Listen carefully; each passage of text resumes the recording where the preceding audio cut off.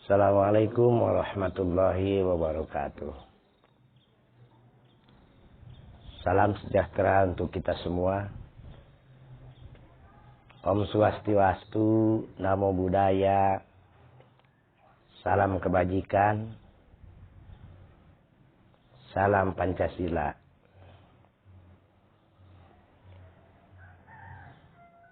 Alhamdulillah, pada hari ini kita berjumpa lagi dengan Utawi Channel.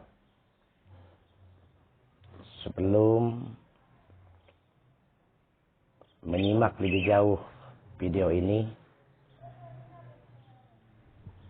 silahkan subscribe, like, and share. Pada hari ini saya ingin menyampaikan mengenai kepesantrenan. Jadi tempo-tempo hari lalu saya sering berbicara tentang radikalisme, terorisme, ekstremisme, dan lain sebagainya. Jadi pada hari ini saya ingin berbicara tentang kepesantrenan. Ini juga terkait dengan saya pernah memimpin yang namanya Forum Pondok Pesantren Jawa Barat. Dan sekarang juga masih menjadi pembina di Forum Pesantren Jawa Barat.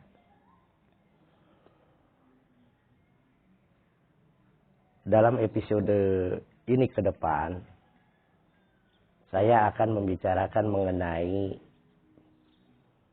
babad pesantren di tanah Pasundan. Ini mungkin akan memerlukan berseri-seri atau berjilid-jilid. Karena di dalam video ini nanti saya akan menyampaikan babad pesantren di tanah Pasundan mulai di zaman Salaka Negara tahun 130 sampai di zaman sekarang 2021 mengenai posisi pondok pesantren. Pada sesi ini saya ingin menyampaikan pengantar. Yang pertama tentang posisi pesantren hari ini mulai semakin kuat dalam pemerintahan Pak Jokowi. Betapa tidak, Presiden Jokowi ini sudah memperkuat basis pendidikan pesantren melalui regulasi-regulasi dan keputusan-keputusan yang strategis yang beliau sampaikan. Misalnya tentang adanya Hari Santri Nasional. Kemudian ada Undang-Undang Pesantren 18/2019. Dan juga yang terbaru adalah Peraturan Presiden mengenai fasilitasi pendidikan pesantren. Dan ada di beberapa daerah sudah mengeluarkan mengenai peraturan daerah tentang pondok pesantren. Mengapa pesantren ini menjadi penting? Sejak berdiri tahun 1410 di Karawang oleh Syekh Guro dan Panglima Cheng Ho,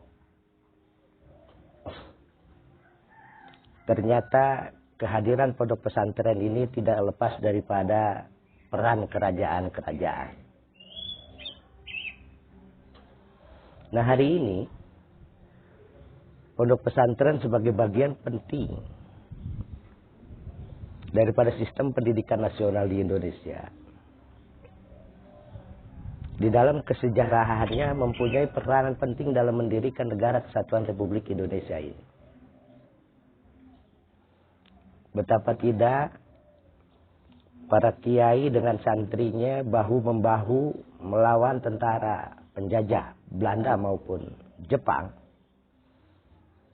Bahkan di salah satu pesantren, Kiai Haji Jenderal Mustafa di pesantren Sukamana menjadi pahlawan nasional karena berhasil melawan tentara Jepang. Kemudian Kiai Hasyim Asy'ari di Tebu Ireng bersama santri dan para kiainya menggelorakan jihad memerangi Belanda sehingga melahirkan Hari Santri Nasional.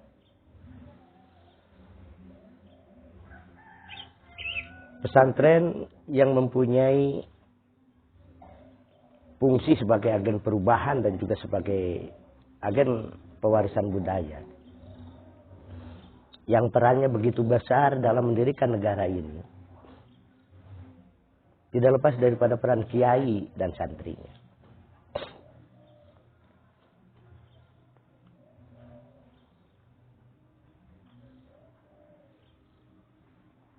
Tahun 2045 yang akan datang, Indonesia akan menggapai yang namanya zaman keemasan yang disebut dengan Indonesia Emas. Presiden Jokowi sudah menandaskan dalam menggapai Indonesia Emas ini paling tidak ada 3 penataan, yaitu tata salira, tata negara, dan tata buana. Dalam mencapai Indonesia Emas 2045, yang perlu dilakukan dalam proses itu adalah melakukan satu tata salira. Tata salira itu adalah bagaimana menata pribadi bangsa Indonesia ini supaya sejahtera lahir batin. Paham keagamaannya hebat, paham kebangsaannya juga hebat, kemudian ekonominya juga sejahtera. Inilah tata salira yang diharapkan di dalam mengawal Indonesia Emas 2045 ke depan yang dilakukan oleh Pak Jokowi dalam pemerintahan. Yang kedua adalah dalam proses mengawal Indonesia Emas 2045 perlu ditata negaranya. Sebagaimana diketahui, Indonesia didirikan oleh founding father ini memiliki 4 kesepakatan. Yaitu kesepakatan bahwa Pancasila sebagai dasar negara, Undang-Undang Dasar 45 sebagai konstitusi negara, Bhinneka Tunggal Ika sebagai sikap hidup berbangsa dan bernegara, dan NKRI harga mati sebagai bentuk negara. Nah, 4 kesepakatan inilah yang harus menjadi basis dalam menata negara agar Indonesia mencapai Indonesia Emas 2045 ini. Jadi tidak boleh ada sekelompok orang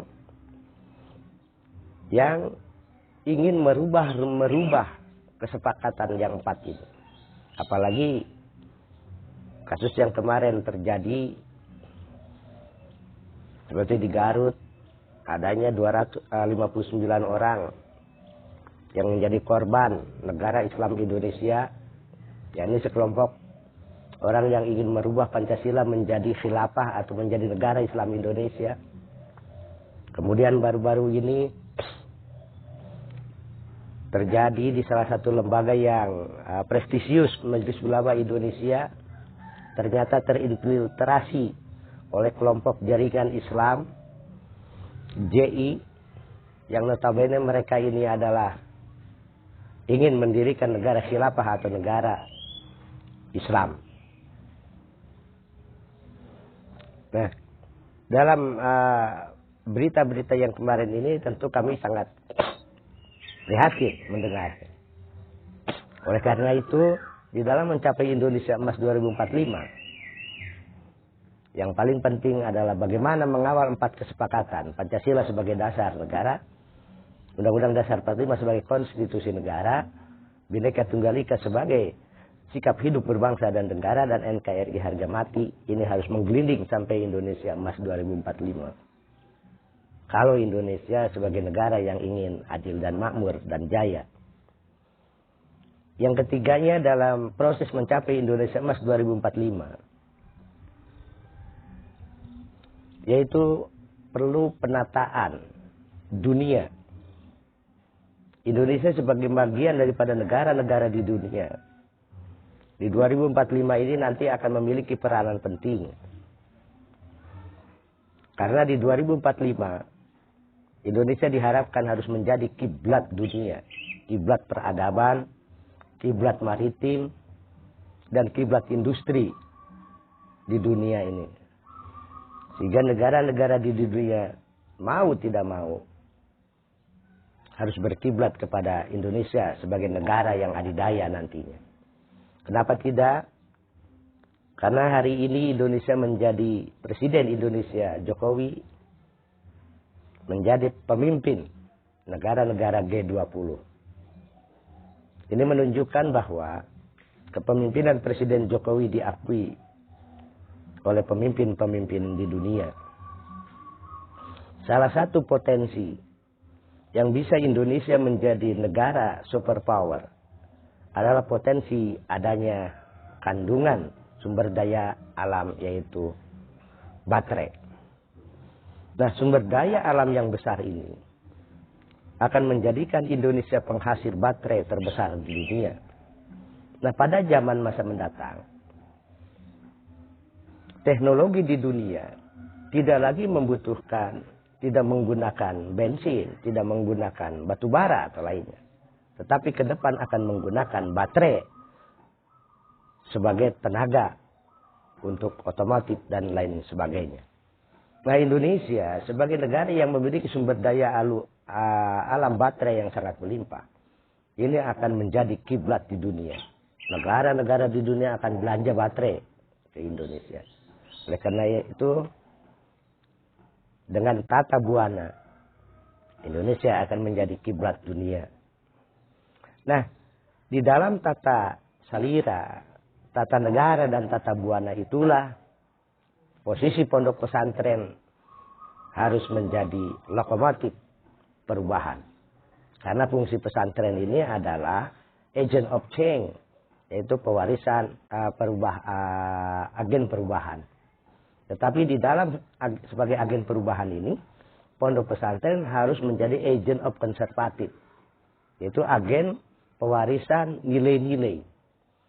Apa yang diwariskan oleh pesantren nanti ke depan di dalam mengawal Indonesia sebagai negara maju di tahun 2045 mendatang, yaitu mewariskan nilai-nilai akhlakul karimah.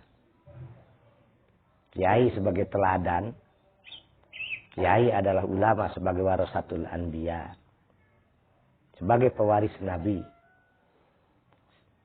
Apa yang diwariskan oleh Nabi kepada para ulama ini? Dalam Al-Quran dikatakan, innama yakhshallaha min ibadihil ulama. Yang diwariskan oleh Nabi kepada para ulama ini adalah perlu adanya rasa takut. Ada perasaan khosyah di dalam diri para ulama tentang situasi dan kondisi. Khosyah, takut umatnya ini menjadi miskin. Khosyah, takut umat Islam menjadi bodoh. Nah, khosyah, ketakutan-ketakutan inilah yang menjadi kewajiban para ulama yang diwariskan oleh Nabi untuk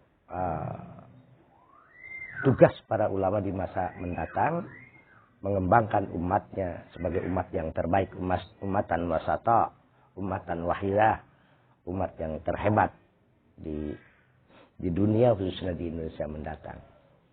Nah, posisi pondok pesantren sebagai agent of change dan agent of konservatif inilah nanti yang akan menjadi pengawal perubahan-perubahan Indonesia mencapai negara adidaya yang menjadi kiblat peradaban di dunia. Nah, dalam kesempatan inilah dan ke depan saya ingin mengantarkan bahwasanya para kiai di pondok pesantren khususnya di Jawa Barat yang jumlahnya 14.000 dengan santri 6 juta, mari kita kawal perubahan-perubahan zaman, mengawal Indonesia menjadi negara yang adidaya, negara yang menjadi kiblat peradaban dunia di 2045 ini dengan basis pondok pesantren. Namun demikian, untuk mengawal Indonesia Emas 2045 berbasis pesantren, paling tidak para kiai di pondok pesantren harus memahami tentang kesejarahan peranan pesantren dari mulai berdiri tahun 1410 sampai hari ini dan mendatang. Oleh karena itu, pada utawi channel ini, di video ini, pada hari ini saya ingin mengantarkan bahwa kita perlu membaca sejarah. Jangan sampai kita belajar hanya diroya, tetapi riwayah seringkali tidak ditinggalkan. Nah, hari ini dan ke depan saya ingin menyampaikan tentang keilmuan riwayah kepesantrenan. Dalam video mendatang nanti saya akan menyampaikan tentang babad pesantren di tanah Pasundan. Saya ingin menyampaikan nanti mulai dari sejarah Salaka Negara, kerajaan pertama yang berdiri di Indonesia. Kemudian nanti akan disampaikan tentang sejarah kerajaan Tarumanegara, kemudian kerajaan Sunda, kerajaan Galuh, kerajaan Pajajaran, kerajaan Cirebon, kerajaan Sumedang, dan kerajaan-kerajaan lainnya sebelum berdirinya pesantren. Baru nanti saya akan menyampaikan tentang sejarah pesantren di lokal, di daerah-daerah. Seperti sejarah pesantren di Tasik, sejarah pesantren di Garut, sejarah pesantren di Bandung, sejarah pesantren di Subang, di Cirebon, dan di daerah-daerah lain seluruh Jawa Barat dan Indonesia. Nah, video ini mudah-mudahan akan menjadi manfaat nanti bagi para kiai, para santri dan generasi pesantren di masa mendatang. Sebelum mengakhiri, silahkan subscribe, like, and share video ini. Semoga bermanfaat. Terima kasih. Assalamualaikum warahmatullahi wabarakatuh.